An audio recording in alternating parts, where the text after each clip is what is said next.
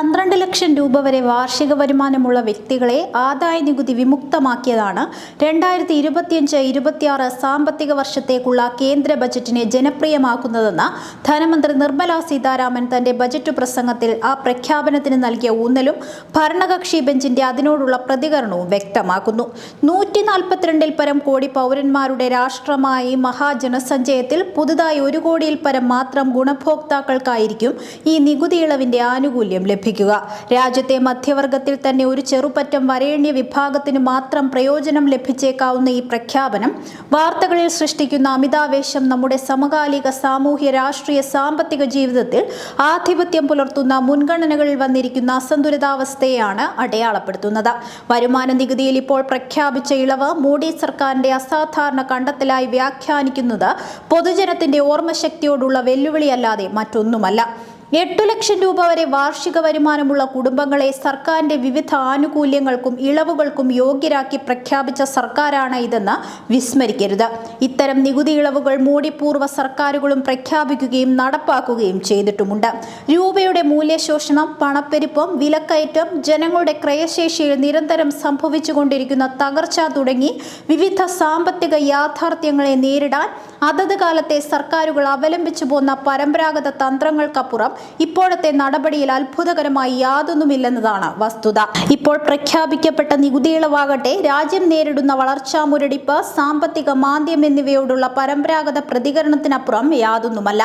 ഇന്ത്യയുടെ തെല്ലും ഭദ്രമല്ലാത്ത സാമ്പത്തിക യാഥാർത്ഥ്യങ്ങളോടുള്ള ഭാവനാശൂന്യമായ പ്രതികരണത്തെയാണ് ഈ ബജറ്റ് അടയാളപ്പെടുത്തുന്നത്. ലോകത്തെ ഏറ്റവും വിപുലവും മാതൃകാപരവുമെന്ന് ലോകബാങ്ക് അടക്കം വിവിധ ആഗോള സ്ഥാപനങ്ങളും സർക്കാരുകളും പ്രകീർത്തിച്ച മഹാത്മാഗാന്ധി ദേശീയ ഗ്രാമീണ തൊഴിലുറപ്പ് പദ്ധതിക്കായി നീക്കിവെച്ച വിഹിതം മോഡി സർക്കാരിന്റെ വിവിധ ജനവിഭാഗങ്ങളോടുള്ള ഇരട്ടത്താപ്പും ബജറ്റിന്റെ വിരോധോക്തിയും തുറന്നുകാട്ടുന്നു. പദ്ധതിക്കായി ബജറ്റ് വകയിരുത്തിയിരുന്നത് കേവലം 86,000 കോടി രൂപയാണ്. ഗ്രാമീണ മേഖലകളിലെ രൂക്ഷമായ തൊഴിലില്ലായ്മയും ദുരിത ജീവിതവും അപ്പാടെ അവഗണിച്ചുകൊണ്ടാണ് കഴിഞ്ഞ സാമ്പത്തിക വർഷം പുതുക്കിയ എസ്റ്റിമേറ്റ് അനുസരിച്ചുള്ള തുക മാത്രം അനുവദിച്ചിരിക്കുന്നത്. പദ്ധതി പ്രകാരം തൊഴിൽ ചെയ്യാൻ സന്നദ്ധരായി മുന്നോട്ട് വരുന്ന ഗ്രാമീണരുടെ എണ്ണത്തിലുണ്ടായ 15% വർധനവോ 2023-24 പദ്ധതിക്കായി ചിലവിട്ട 89,154 കോടിയുടെ കണക്കോ പരിഗണിക്കാതെയാണ് ഇപ്പോൾ തന്നെ 13,40,99,119 സക്രിയ തൊഴിലാളികളുള്ള പദ്ധതിയെ ബജറ്റ് പാടെ അവഗണിച്ചിരിക്കുന്നത്. ആധാർ ബന്ധിത രജിസ്ട്രേഷൻ സംവിധാനത്തിന്റെ പരാജയം മൂലം മറ്റൊരു 10 കോടിയിൽ പരം തൊഴിലാളികൾ പദ്ധതിക്ക് പുറത്താണെന്നത് പട്ടിണിപ്പാവങ്ങളും അധസ്ഥിതരുമായ ജനങ്ങളോടുള്ള ജനപ്രിയ സർക്കാരിന്റെയും ബജറ്റിന്റെയും ജനവിരുദ്ധതയാണ് തുറന്നുകാട്ടുന്നത്. ബജറ്റ് അവതരണത്തിൽ 1 ഡസൻ തവണ ബീഹാറിന്റെ പേര് ആവർത്തിച്ച ധനമന്ത്രി ഉത്തർപ്രദേശ് പോലെ BJP തന്നെ ഭരിക്കുന്ന രാജ്യത്തെ ഏറ്റവും വലിയ സംസ്ഥാനത്തിന്റെ പേര് ഒരിക്കൽ പോലും പരാമർശിച്ചില്ലെന്നത് അഖിലേഷ് യാദവ് അടക്കം പ്രതിപക്ഷത്തിന്റെ പ്രതിഷേധം ക്ഷണിച്ചു വരുത്തി. മോഡിയും UP മുഖ്യൻ ആദിത്യനാഥും തമ്മിൽ മാറിമറിയുന്ന സമവാക്യങ്ങളിലേക്കായിരിക്കാം അത് വിരൽ ചൂണ്ടുന്നത്. BJP ഭരണകൂടങ്ങളുടെ പ്രതിച്ഛായയ്ക്ക് കളങ്കമായ മഹാകുംഭദുരന്ത ചർച്ച ഒഴിവാക്കാനുള്ള ബോധപൂർവമായ ശ്രമത്തിന്റെ ഭാഗവുമായേക്കാം ആ നിശബ്ദത. ആസന്നമായ ബീഹാർ നിയമസഭാ തിരഞ്ഞെടുപ്പിന്റെ പ്രകടന പത്രികയുടെ ആമുഖത്തിന്റെ പ്രതീതിയാണ് നിർമ്മല സീതാരാമന്റെ ബജറ്റ് കാഴ്ചവെക്കുന്നത്. BJPയുടെ തിരഞ്ഞെടുപ്പ് രാഷ്ട്രീയ സമ്മർദ്ദവും പ്രേരണകളും ആർക്കും മനസ്സിലാകും.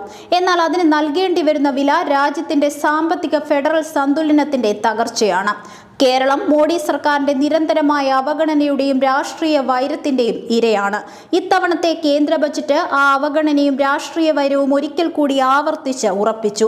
ഒരു ലോക്സഭാ സീറ്റും മന്ത്രി പദവിയും ഉപയോഗിച്ച് വികസനത്തിന്റെയും നിക്ഷേപത്തിന്റെയും വളർച്ചയുടെയും ദിനങ്ങളെപ്പറ്റിയുള്ള വാഗ്ദാനവും പ്രതീക്ഷയും നൽകിയ BJP കേരള ജനതയെ എങ്ങനെ കബളിപ്പിച്ചു എന്നതിന്റെ സാക്ഷ്യപത്രം കൂടിയായി ഈ ബജറ്റ്. കേരളത്തിന്റെ ഏറ്റവും ന്യായമായ ആവശ്യങ്ങളോട് പുറംതിരിഞ്ഞ ബജറ്റ് വയനാട് ദുരന്തത്തിന്റെ ഇരകളോടുള്ള മനുഷ്യത്വഹീനമായ ക്രൂരത BJP രാഷ്ട്രീയത്തിന്റെ മുഖമുദ്രയാണെന്ന് തെളിയിച്ചിരിക്കുന്നു. മോഡി സർക്കാരിന്റെ ഇക്കൊല്ലത്തെ ബജറ്റും തങ്ങൾ കോർപ്പറേറ്റുകളുടെയും അതിസമ്പന്നരുടെയും വരേണ്യരുടെയും താൽപര്യ സംരക്ഷകർ മാത്രമാണെന്നും അധികാരം നിലനിർത്താൻ ജനാധിപത്യം, ഫെഡറലിസം, സാമാന്യ നീതിബോധം തുടങ്ങി സാർവത്രിക രാഷ്ട്രീയ മൂല്യങ്ങൾ അട്ടിമറിച്ച് ഏതറ്റം വരെയും പോകാൻ മടിക്കില്ലെന്നും പ്രഖ്യാപിക്കുകയാണ്.